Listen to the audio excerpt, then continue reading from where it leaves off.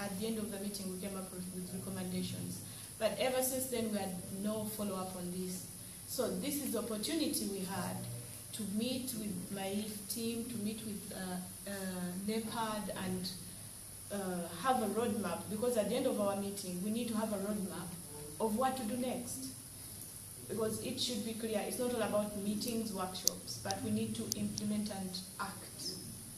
This is why we are here at the national level, to discuss with the national government on what next. Is the government ready? Because this should be a national-owned initiative where we are all willing to collaborate and work with the government, of which MAIF has already responded and there is willingness. And this is how we've managed to have this meeting in Uganda. Thank you. Thank you very much. I think there were two questions to MAIF, or to me specifically. So I'll be very brief because of time. One was what the ministry is doing regarding hunger or this issue of food insecurity. And the other one was we have about 2 years to go, what progress in terms of implementation of the country investment plan. There was a reference on the high cost of risk, which has been responded to. But I want to start with that one by saying, actually when you manage risk, you cut down the cost. For example, if you have a milking cow and you insure it or you take care of risks around it, the productivity from that cow can actually cover the risk, the cost of risk management.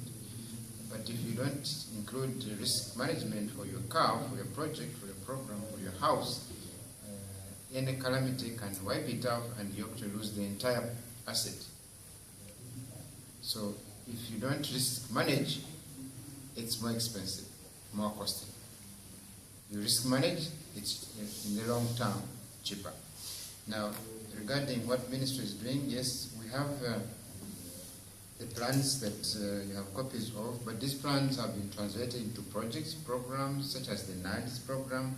And I think when you're writing stories, when you're presenting these issues, try to help the ministry in terms of creating awareness on the available programs, projects, opportunities for the farmers, for the households. Two, encourage them to participate in the NADS programs, in these, to benefit from these projects, because sometimes the communities may not be aware, or if they are aware, they don't participate, and therefore when they don't participate, they miss out on what government is doing for them, using their own tax money.